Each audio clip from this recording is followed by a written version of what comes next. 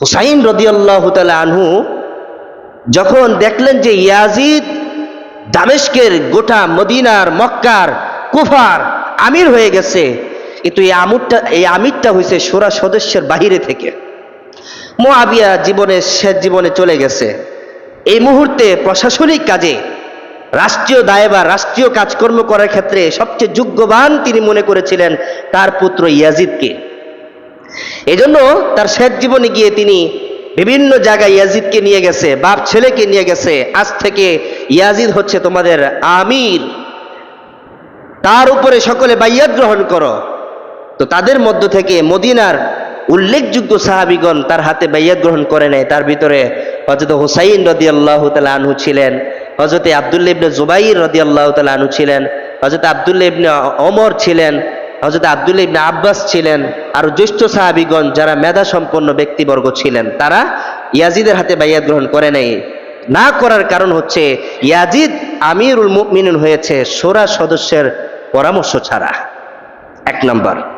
Number দুই, হুসাইন তার হাতে বাইয়াত গ্রহণ না করার দ্বিতীয় নাম্বার কারণ হচ্ছে কুফাবাসীদের পক্ষ থেকে হুসাইনের কাছে এই মর্মে বার্তা প্রেরণ করা হয়েছিল এবং কুফাবাসীদের পক্ষ থেকে ঘন ঘন কিছুদিন পরপরই প্রতিনিধি দল বারবার মদিনাতে, মক্কাতে যাওয়া শুরু করেছিল। এইভাবে যে কুফার যেই গভর্নর আছে, কুফার যে দায়িত্বশীল ইয়াজিদ আছে, ইয়াজিদ তার পরিপূর্ণভাবে ক্ষমতা পরিচালনা করতে পারছে না। সে ব্যর্থ হয়ে গেছে, নষ্ট হয়ে গেছে, গুনাহগার হয়ে গেছে। ইনসাফের সাথে কোরআন সুন্নাহর মতে সে দেশকে পরিচালনা করছে না, নিজের মতো করছে। ইয়াজিদ মদ্যপান শুরু করে দিছে, ইয়াজিদ গান বাদ্যের দিকে মোহে পড়ে গেছে। সুতরাং হুসাইনের দিকে তারা এই মর্মে বার্তা পাঠায়, নেতা, খলিফা, আপনি কুফায় চলে আসেন, আপনি কুফায় চলে আসেন, আমরা আপনাকে খলিফা মানবো। এখানে অধিকাংশ লোক আপনাকে আমির হিসাবে জানে, এখানে অধিকাংশ লোক আপনার হাতে বাইয়াত গ্রহণ করবে। এই মর্মে চিঠিগুলো পাঠানো হয়েছিল। হযরত হুসাইন রাদিয়াল্লাহু তাআলা আনহু এই অসংখ্য অগণিত চিঠি তার কাছে আসার কারণে তিনি এই দিকে ঝুঁকে কুফার দিকে রওনা হয়েছেন ঠিক, কিন্তু ইয়াজিদের হাতে বাইয়াত গ্রহণ করে নাই। লম্বা ইতিহাস। আসলে ইতিহাস তো বিকৃত হয়, আমাদের সামনে ইতিহাসের অনেক পাতা আছে। এই একটা ঘটনাকে কেন্দ্র করে সব ইতিহাস থেকে আপনি কিছুই পাবেন না। আমার এটা নিয়ে বেশ গবেষণা আছে আলহামদুলিল্লাহ। তো তিনটা কারণে হযরত হুসাইন রাদিয়াল্লাহু তাআলা আনহু ইয়াজিদের হাতে বাইয়াত গ্রহণ করে নেয়। তার ভিতরে এক নম্বর কারণ বলেছিলাম, ইয়াজিদকে প্রধানমন্ত্রী বানানো হয়েছে শোরা কমিটির পরামর্শ ছাড়া। এক নম্বর। নাম্বার দুই, হুসাইন রাদিয়াল্লাহু তাআলা আনহুর কাছে কুফাবাসীদের পক্ষ থেকে অগণিত চিঠি এবং প্রতিনিধি দল ওনার কাছে গিয়েছেন এবং কুফার মানুষ ওনার হাতে বাইয়াত গ্রহণ করবে, এই একটা আশান্বিত বাণী ওনাকে দেওয়া হয়েছিল যে আপনি ইয়াজিদের হাতে যেহেতু বাইয়াত গ্রহণ করবেন না, আমরা আপনাকে সবাই খলিফা মনে করি, আপনি চলে আসেন, ইয়াজিদকে আমরা এখান থেকে উঠাই দিব। এই দুই নাম্বার। নাম্বার তিন, হুসাইন রাদিয়াল্লাহু তাআলা আনহুর কাছে সংবাদ পৌঁছেছিল ইয়াজিদ সত্যের উপরে নাই, কোরআন সুন্নাহ মতে সে দেশকে পরিচালনা করছে না। সে যে ওয়াদা দিয়েছিল কোরআন সুন্নাহ মতে দেশকে পরিচালনা করবে, সে তার ওয়াদা রক্ষা করতে পারে নাই।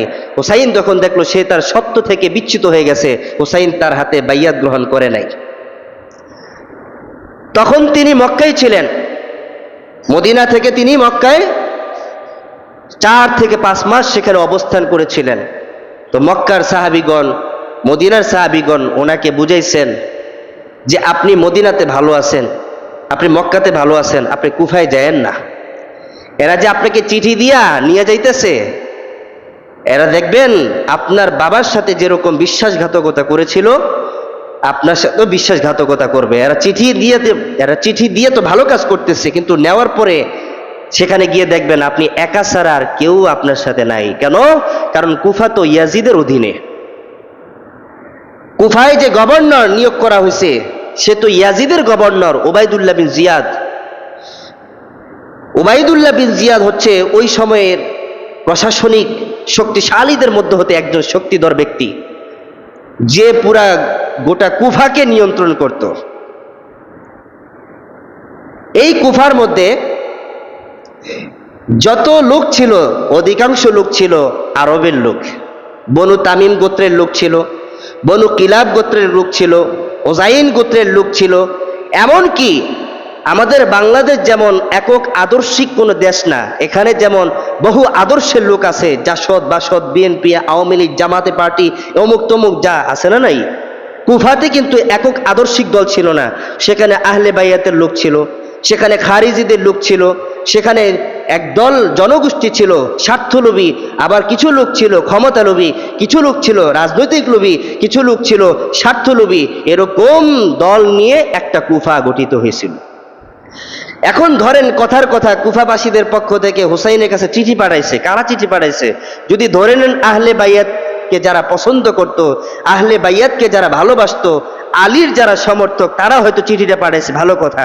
কিন্তু আমার প্রশ্ন হচ্ছে, তিনি যখন কুফার দিকে রওনা হলেন, ওনাকে যখন তারাইয়া কারবালের দিকে নিয়ে আসা হলো, উনি তখন এই কথা কেন বললেন যে আমি তো নিজে থেকে আসি নাই, তোমরা আমাকে ডেকে নিয়ে এসেছো, আমি তো তোমাদের সাথে যুদ্ধ করতে আসি নাই, তোমরা কেন আমাকে অবরুদ্ধ করে রেখেছো? তোমরা তো আমাকে চিঠির উপর চিঠি দিয়ে গিয়েছিলে, তোমরা তো আমার কাছে প্রতিনিধি দল পাঠিয়েছিলে যে আমি আসলে তোমরা আমাকে খলিফা মানবে, আজকে তোমরা কোথায়? তোমরা আমার থেকে কেন পলায়ন করেছো? এই কথাগুলো থেকে প্রতীয়মান হয় যে হযরত হুসাইন রাদিয়াল্লাহু তাআলা আনহু শহীদ হওয়াটা কিন্তু এমনি এমনি হয় নাই, একটা বড় ট্র্যাজেডির কারণে হয়ে গেছে, একটা বড় বিশ্বাসঘাতকতার মধ্য দিয়ে হয়ে গেছে। সেটা কি?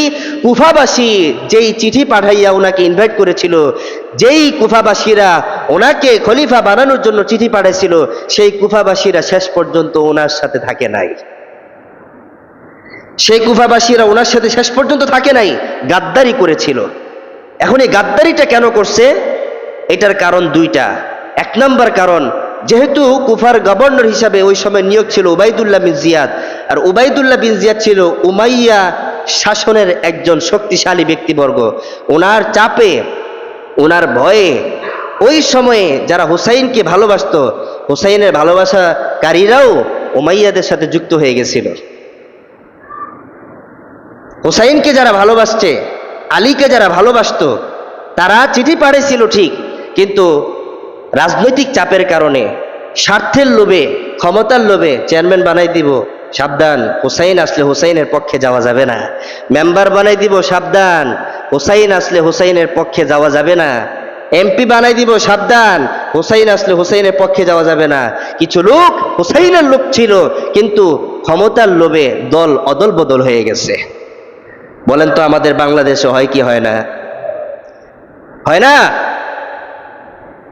একদল আসলে তার বিপক্ষের দল ক্ষমতার লোভে, স্বার্থের লোভে দল চেঞ্জ করে ফেলে, আবার তার নিজের দল আসলে আবার অন্যদিকে চলে যায়। কাজ হয়তো একটু কম করে, কিন্তু নিজের দল আসলে আবার কাজ একটু বেশি করে। বাকি কথা হচ্ছে যে ইসলামী খেলাফায় এই বিশ্বাসঘাতকতার কারণে হুসাইন রাদিয়াল্লাহু তাআলা আনহু কারবালায় শহীদ হয়ে গেছেন। যদি কুফাবাসীরা ওনাকে পরিপূর্ণ সাপোর্ট দিত, যারা কমাস কম চিঠিটা পাঠাইছিল, তারা যদি সেই ময়দানে হুসাইনকে সাপোর্ট দিত, হুসাইনকে যদি বলতো আমরা আপনার সাথে আছি নেতা, আপনার কোনো ভয় নেই, আমি বলতে পারি হুসাইন ওই কারবালায় কখনো শহীদ হতো না। একমাত্র তার দলের বিশ্বাসঘাতকতা করার কারণে, অস্থিরতা সৃষ্টি করার কারণে হুসাইন একা হয়ে গেছে। আপনাদের কাছে আমার একটা প্রশ্ন, মাঠে গিয়ে যদি দেখেন আপনি একা আপনার দলের জন্য খেলছেন, কিন্তু আপনার সাথে বাকি 10 জন তাদের পক্ষ হয়ে খেলছে, আপনার খেলা দিয়ে কোনো কাজ আছে? আপনার খেলা কি কোনো মূল্যায়ন করবে? তখন কি আর আগের মতো শক্তি থাকবে? আমি কথাটা বুঝাইতে পারি নাই। ধরেন একজন ক্রিকেট দল 11টা লোক থাকে তো নাকি, অধিনায়ক নিজের দলের পক্ষে খেলবে, নিজের দেশের পক্ষে খেলবে। এখন অধিনায়ক যখন দেখলো তার বাকি 10 জন তো ভিন্ন দেশের পক্ষে খেলতেছে, ছক্কা মারে না, 4 মারে না, আউট হইলে ক্যাচ ঠিক মতো নেয় না, ঠ্যাক দিছে, সে এটাকে ধরে নাই, ছাইরা দিছে, 4 হয়ে গেছে। এখন নিজের দেশের লোকেরা যখন ভিন্ন দেশের পক্ষ হয়ে খেলবে, বলেন তো অধিনায়কের শক্তি আর থাকে? বিশ্বাস আর থাকে? ওই জায়গা থেকে সে দুর্বল হয়ে যায়, তারা শক্তি থাকে না, একা আর কত খেলবে। হুসাইন রাদিয়াল্লাহু তাআলা আনহু যখন দেখলেন এরা তো আমার সাথে বিশ্বাসঘাতকতা করেছে, হুসাইন আর কত খেলবে, সবার সাথে যুদ্ধ করতে করতে হুসাইন দাঁড়ায় আছে। পরবর্তীতে অতর্কিত হামলা আসার পরে হুসাইনের ঘাড়ে যখন তীর মারা হলো, হুসাইনের ঘাড়ে যখন তলোয়ার দিকে আঘাত করা হলো, হুসাইন দুর্বল হয়ে পড়ে গেলেন, হুসাইন সেখানে শহীদ হয়ে গেলেন। হুসাইন কি এমনি এমনি শহীদ হয়েছে? ওনার সাথে বিশ্বাসঘাতকতা করার কারণে শহীদ হয়েছে। হুসাইন কি এমনি শহীদ হয়ে গেছে?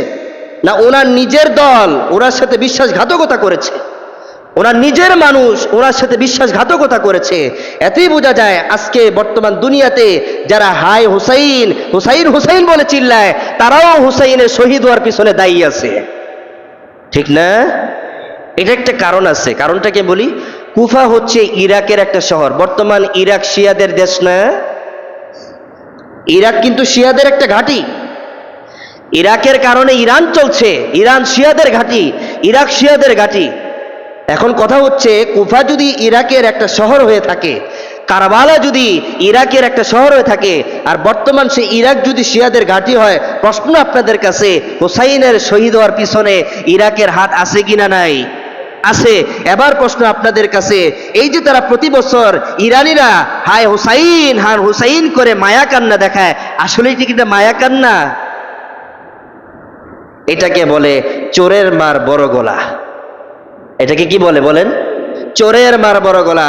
নিজেরাই হুসাইনের হত্যার দায়ী, নিজেরাই বিশ্বাসঘাতকতা করেছে, আর নিজেরাই মায়া কান্না করে বুঝাইতে চায় আমরা হুসাইন প্রেমিক ছিলাম, আমরা হুসাইনের আশিক ছিলাম। এতে প্রতীয়মান হয় শুধু ইয়াজিদের দল, উমাইয়া শাসকদের দলই হযরত হুসাইনের শহীদ হওয়ার পিছনে দায়ী নয়, তার সাথে প্রথমে বিশ্বাসঘাতকতা করা হয়েছে, তাদের কারণে মূলত হুসাইন একা হয়ে পড়েছে। হুসাইন সেই ময়দানে অতর্কিত হামলায় শহীদ হয়ে গেছে। এই হচ্ছে প্রকৃত ইতিহাস, আসল ইতিহাস। আমরা মনে করি ইয়াজিদ হুসাইনকে মেরে ফেলছে, আমরা মনে করছি উমাইয়া শাসকরা ইয়াজিদকে হুসাইনকে মেরে ফেলছে। না, হুসাইন কখনো শহীদ হতো না যদি হুসাইন সেখানে পূর্ণ সাপোর্ট পাইতো।